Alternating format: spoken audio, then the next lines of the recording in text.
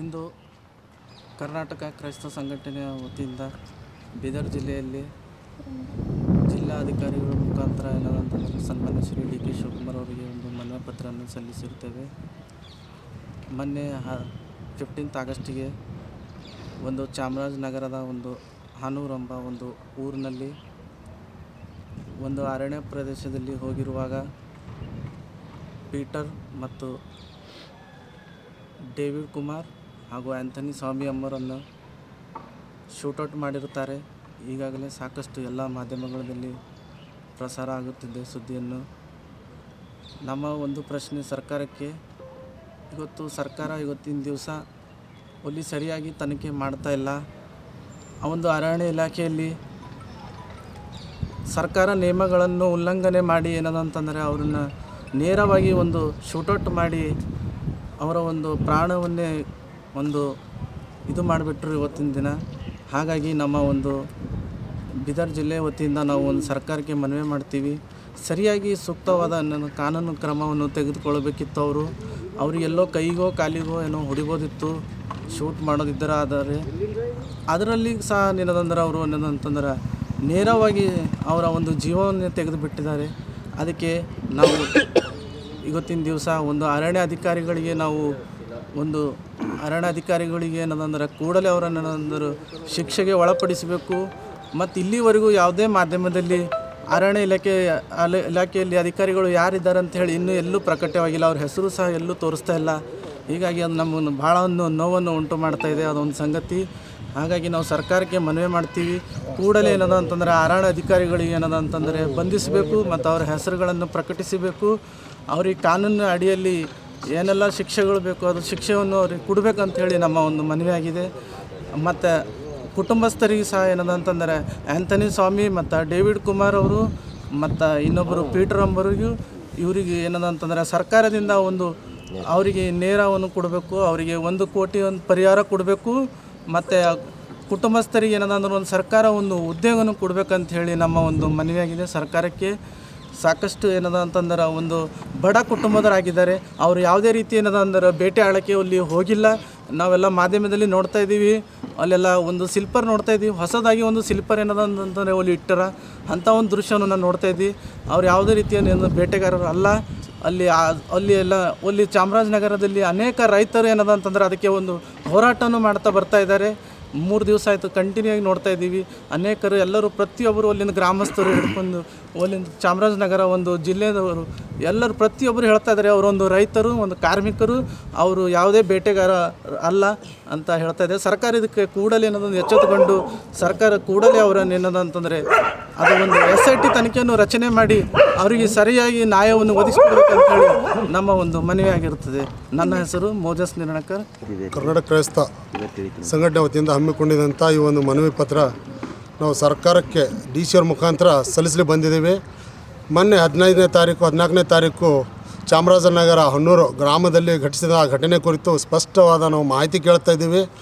ಆ ಜನರ ಮೇಲೆ ವಿನಾಕಾರಣ ಅವ್ರು ಗುಂಡು ಹಾರಿಸಿದ್ದಾರೆ. ಅವರನ್ನು ಒಂದು ರೀತಿ ಅವರು ಕಾರ್ಮಿಕರಾಗಿದ್ದಾರೆ, ಅವರು ಕೃಷಿ ಕಾರ್ಮಿಕರಾಗಿದ್ದಾರೆ. ಯಾವುದೇ ಗಮನಿಸದೆ ಅವರಿಗೆ ಅವರನ್ನು ದೊಡ್ಡ ಒಂದು ಆತಂಕವಾದಿ ಇದ್ದಾರೆ ಅಂಥೇಳಿ ಭಾವಿಸಿ ಅಥವಾ ಅರಣ್ಯ ಕಳ್ಳರಿದ್ದಾರೆ ಅಂಥೇಳಿ ಭಾವಿಸ್ತಾ ಇದ್ದಾರೆ. ಆದರೆ ಗ್ರಾಮಸ್ಥರು ಹೇಳ್ತಾ ಇದ್ದಾರೆ ಅವರ ದನಗಳು ಕಾಣೆಯಾಗಿವೆ, ಅವರು ಅದನ್ನು ಹುಡುಕ್ಲಿಕ್ಕೆ ಹೋಗಿದ್ದಾರೆ. ಆ ಘಟನೆ ಏನೋ ವಿನಾಕಾರಣ ಇಲ್ಲದೆ ಜರುಗಿದೆ. ಸರ್ಕಾರ ಎಚ್ಚೆತ್ತುಕೊಳ್ಬೇಕು. ಅರಣ್ಯ ಇಲಾಖೆ ಮೇಲೆ ಕೂಡಲೇ ಕ್ರಮ ಕೈಗೊಂಡು ಅರಣ್ಯ ಸಚಿವರು ಕೂಡ ಎಚ್ಚೆತ್ತುಕೊಂಡು ತಮ್ಮ ಇಲಾಖೆಯಲ್ಲಿ ಆದಂಥ ಆ ಘಟನೆಗೆ ಸ್ಪಷ್ಟವಾದ ಉತ್ತರ ಕೊಡಬೇಕು. ಮಡಿದಂಥ ಕುಟುಂಬಗಳಿಗೆ ಸರಿಯಾದ ಒಂದು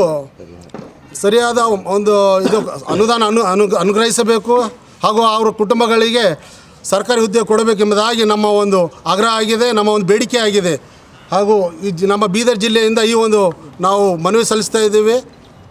ಇಷ್ಟು ಹೇಳ್ತಾ ಇದ್ದೀವಿ. ಸರ್ಕಾರ ಕೂಡಲೇ ಸುರೇಶ್ ಅಂಡೊಡ್ಡಿ ಕ್ಯಾಥಲಿಕ್ ಅಸೋಸಿಯೇಷನ್ನ ಜಿಲ್ಲಾಧ್ಯಕ್ಷ. ಇವತ್ತು ನಾವು ಬೀದರ್ ಜಿಲ್ಲೆಯ ಜಿಲ್ಲಾಧಿಕಾರಿ ಕಚೇರಿ ಮುಂದೆ ನಾವು ಮೋಜಸ್ ನಿರ್ಣಕರ್ ಅವರ ನೇತೃತ್ವದಲ್ಲಿ ಹಾಗೂ ಕ್ರೈಸ್ತ ಒಕ್ಕೂಟಗಳ ಸಂಘ ಸೇರಿ ಏನು ಮನವಿ ಮಾಡಿದ್ದೇವೆ ಅಂದರೆ, ಕಳೆದ ಒಂದು ವಾರ ಮೊದಲು ಯಾವ ಜಿಲ್ಲೆ ಅದು?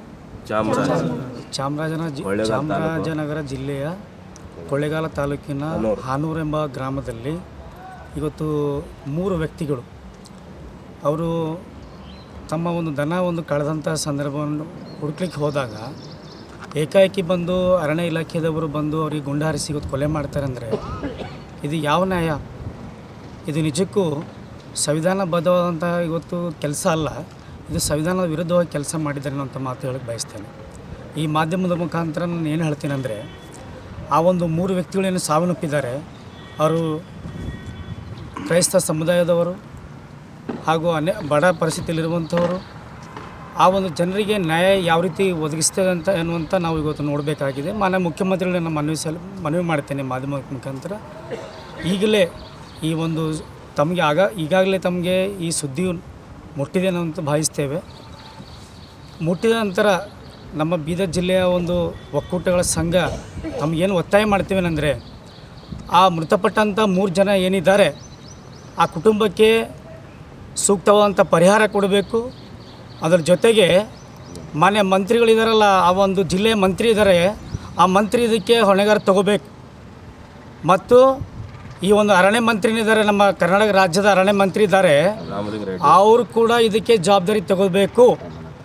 ಇಲ್ಲವಾದರೆ ಇವತ್ತು ನಮ್ಮ ಕ್ರೈಸ್ತ ಒಕ್ಕೂಟಗಳು ಸುಮ್ಮನೆ ಕೂಡಲಿಕ್ಕೆ ಬಯಸೋದಿಲ್ಲ. ಇವತ್ತೇನು ಸದನ ನಡೀತಾ ಇದೆ, ಸದನದಲ್ಲಿ ತಾವು ದಯವಿಟ್ಟು ಗಮನ ಹರಿಸಬೇಕು. ಮಾನ್ಯ ಮುಖ್ಯಮಂತ್ರಿಗಳು ಹಾಗೂ ಸಂಬಂಧಪಟ್ಟಂಥ ಅಧಿಕಾರಿಗಳು ಅವರನ್ನು ಯಾರು ಗುಂಡಾರಿಸಿದ್ದಾರೆ ಅಂಥ ಕಿಡಿಗೇಡಿಗಳು, ಅವರು ಸರ್ಕಾರದ ನೌಕರಲ್ಲ, ಅವರು ನಮ್ಮ ಕರ್ನಾಟಕ ರಾಜ್ಯದ ದುಷ್ಕರ್ಮಿಗಳು ಎನ್ನುವಂಥ ಮಾತು ಹೇಳಕ್ಕೆ ಬಯಸ್ತೇನೆ. ಯಾಕೆಂದರೆ ಪಾಪ ಬಡಪ ಇದ್ದಾರೆ, ಅವರು ಕೂಲಿ ಕಾರ್ಮಿಕರು, ರೈತರು. ಅಂಥ ಮಕ್ಕಳಿಗೆ ನೀವು ಹೋಗಿ ಗುಂಡಾರಿಸ್ತೀರಂದರೆ ಜನರ ಜೀವನ ಜೊತೆ ಆಟ ಆಡ್ತಿದ್ದೀರ ನೀವು. ಯಾರು ನಿಮಗೆ ಕೊಟ್ಟಿದ್ದೀರ ಅಧಿಕಾರ? ಏನು ನೀವು ಸುಪ್ರೀಮಾ ನೀವು ಗುಂಡಾರಿಸಲಿಕ್ಕೆ? ಒಂದು ವೇಳೆ ಅವರು ಏನಾದರೂ ತಪ್ಪು ಮಾಡಿದ್ದಾರೆ ಅಂದರೆ ತಾವು ಸಂಬಂಧಪಟ್ಟ ಅಧಿಕಾರಿಗಳು ಬಂದು ಅವರಿಗೆ ಅರೆಸ್ಟ್ ಮಾಡ್ಬೋದಾಗಿತ್ತು ಕಾನೂನು ಚೌಕಟ್ಟಿನಲ್ಲಿ. ಗುಂಡಾರಿಸಲಿಕ್ಕೆ ನಿಮ್ಮ ಅಪ್ಪನ ಮನೆದ ಇದು ಗುಂಡು? ಸರ್ಕಾರಕ್ಕೆ ಲೆಕ್ಕ ಕೊಡಬೇಕು ಮತ್ತು ಜನರಿಗೆ ಲೆಕ್ಕ ಕೊಡಬೇಕು. ನೀವು ನಿಮ್ಮ ಮನೆ ಬಂದಂತೆ ಮಾಡೋದಿಲ್ಲ. ಆದ್ದರಿಂದ ಇದು ಬಹಳ ಖಂಡನೀಯವಾಗಿ ನಾನು ಖಂಡಿಸ್ತೇನೆ. ನಮ್ಮ ಮೋಸಸ್ ನಿರ್ಣಾಯಕ್ ಅವರ ಒಂದು ನೇತೃತ್ವದಲ್ಲಿ ಮತ್ತು ನಮ್ಮ ಬೀದರ್ ಜಿಲ್ಲೆಯ ಎಲ್ಲ ಕ್ರೈಸ್ತ ಒಕ್ಕೂಟಗಳ ವತಿಯಿಂದ ಇವತ್ತು ಒಂದು ವೇಳೆ ನಮ್ಮ ಏನು ಮೃತಪಟ್ಟಂಥ ಕುಟುಂಬಗಳಿಗೆ ಸೂಕ್ತವಾದಂಥ ಪರಿಹಾರ ನೀಡುವಂಥ ಸಂದರ್ಭದಲ್ಲಿ ನಾವು ಇಡೀ ಕರ್ನಾಟಕ ರಾಜ್ಯದಂಥ ಧರಣಿ ಕೊಡ್ತೇವೆ. ಇನ್ನು ಮುಂದೆ ಬರುವಂಥ ದಿವಸಗಳು ತಾವು ನೋಡ್ತೀರಿ ಮಾಧ್ಯಮಗಳಲ್ಲಿ. ಆದ್ದರಿಂದ ನಾನು ಪ್ರತ್ಯೇಕವಾಗಿ ಮಾನ್ಯ ಮುಖ್ಯಮಂತ್ರಿಗಳಿಗೆ, ಈಗಾಗಲೇ ನೂತನವಾಗಿ ತಾವು ಮುಖ್ಯಮಂತ್ರಿಗಳಾಗಿದ್ದೀರಿ, ಜನಪರವಂಥ ಸರ್ಕಾರದಿಂದ ನಂಬಿದ್ದೇವೆ, ಆದರೆ ಜನಪರವಾಗಿ ತಾವು ಕೆಲಸ ಮಾಡಬೇಕಂತ ಹೇಳಿ ನಾವು ಬಹಳ ವಿನಮ್ರತೆಯಿಂದ ನಾನು ಮುಖ್ಯಮಂತ್ರಿಗಳಿಗೆ ನೇರವಾಗಿ ಅವರಿಗೆ ನಾನು ಮನವಿಯನ್ನು ಮಾಡ್ತೇನೆ. ಧನ್ಯವಾದಗಳು ಸರ್. ನಾನು ಜಾನ್ಸನ್ JP ನಿರ್ಣಾಕರ್, ಕ್ರೈಸ್ತ ಒಕ್ಕೂಟಗಳ ಸಂಘ, ಬೀದರ್. ಇವತ್ತು ದಿನಾಂಕ 19/8/2026 ಕರ್ನಾಟಕ ಕ್ರೈಸ್ತ ಸಂಘಟನೆಯ ಜಿಲ್ಲಾಧ್ಯಕ್ಷರಾದ ಮೋಸಸ್ ನಿರ್ಣಾಕರ್ ಅವರ ಒಂದು ನೇತೃತ್ವದಲ್ಲಿ ನಾವು ಜಿಲ್ಲಾಧಿಕಾರಿಗಳಿಗೆ ಮನವಿ ಪತ್ರವನ್ನು ಸಲ್ಲಿಸೋದಕ್ಕಾಗಿ ಈ ಒಂದು ಸ್ಥಳದಲ್ಲಿ ನಾವು ಬಂದಿದ್ದೇವೆ. ವಿಶೇಷ ಏನಪ್ಪ ಅಂದ್ರೆ, ಚಾಮರಾಜನಗರ ಜಿಲ್ಲೆಯ ಕೊಳ್ಳೇಗಾಲ ತಾಲೂಕಿನ ಹನ್ನೂರು ಗ್ರಾಮದಲ್ಲಿ ಏನು ಕ್ರೈಸ್ತ ಮುಖಂಡರು ಮರಣಕ್ಕೊಳಗಾಗಿದ್ದಾರೆ, ಗುಂಡು ದಾಳಿ ಮಾಡಿ ಅವರು ಶೂಟೌಟ್ ಮಾಡಿದ್ದಾರೆ.